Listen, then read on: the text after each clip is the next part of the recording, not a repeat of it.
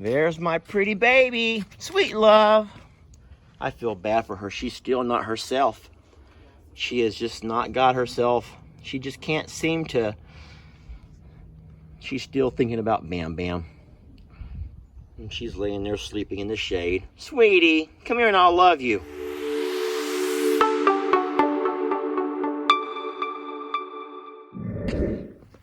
Look how pretty the yard looks. I mowed. And I've done some edging along all of that. I am organizing some packages off the front porch. I'm about to take this trash off and dump it in the dumpster, which is by the road. Hey, pretty girl. Looky there under Ellie's truck. Hey, baby.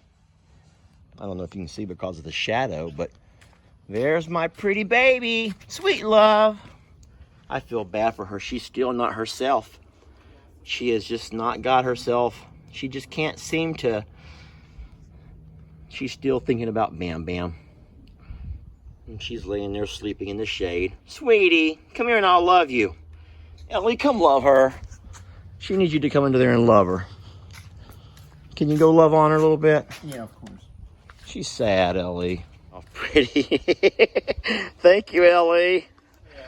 We've been showing her a lot of attention lately. I mean, we took her for the ride with us to do the live the other night. And we're just really trying to cater to her. It was so sad watching her sleep by herself, you know, in her rocking chair with the other one empty yesterday.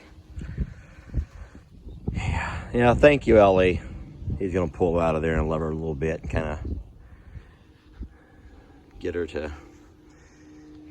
Folks, I don't talk a whole lot about the depression, the anxiety and the depression. And I'm still old school.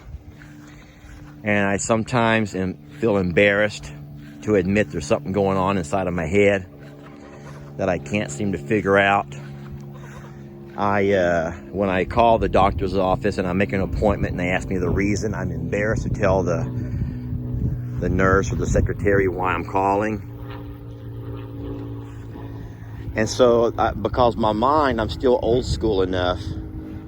I'm so old school that I'm under that mindset of, well, the old timers managed. The old timers didn't need a bunch of medications. The old timers didn't sit there and feel sorry for themselves. And then I do something else with my mind and I say, Lester, look around. Look around at all of your blessings. You have a beautiful piece of property. I make enough money, you know, with my teaching job where I can afford a cute little house. It's a double wide mobile home, but you know what? It's a beautiful, beautiful home. It's nothing fancy. I have all these animals that I call family. And I know they love me. And I know that I have it better than a lot of folks, you know, who struggle with the relationships and health issues and finances. And so I don't know what's wrong with my head sometimes.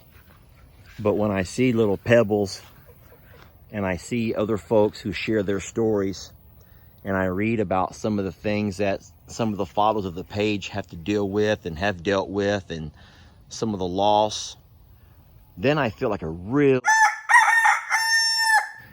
for feeling sorry for myself and for letting my mind convince me that there's something wrong and I'm missing something. And that's the whole thing about this stuff they call depression. I think there's something chemical that's just not kicking that's supposed to kick. It's supposed to, something's just not clicking in there. But standing here right now on this afternoon, on this beautiful afternoon, when I got all the kids in the house are healthy, I got all the bills are paid, I'm not delinquent, worried about the lights getting cut off, all the animals are healthy, And it's just, I feel so very blessed.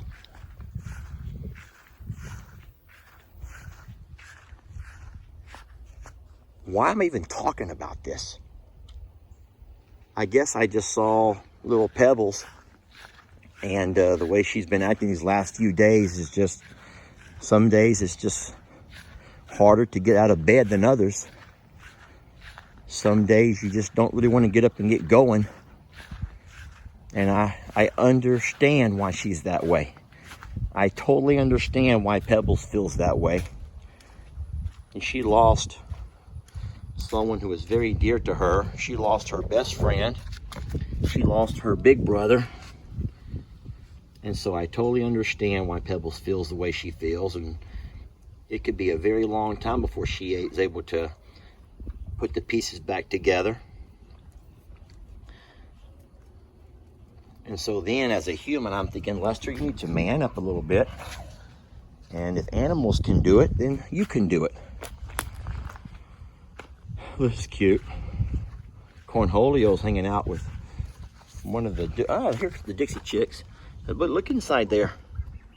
We got a little golden girl who's found her little place to nap. Ellie, help me end this video. I just can't find a way to end this video.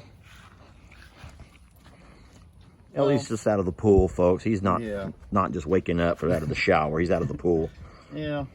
I mean, yeah, on the live, I saw a lot of comments. She did lose her big brother. Her routine has been disrupted, and her most kindred spirit is, like, gone. So, regardless of however you want to look at it, it is sad and it's heartbreaking for all of us. But you're all the ones who help us move on and be stronger for everyone else that needs us to keep moving forward. So, thank you, Ellie.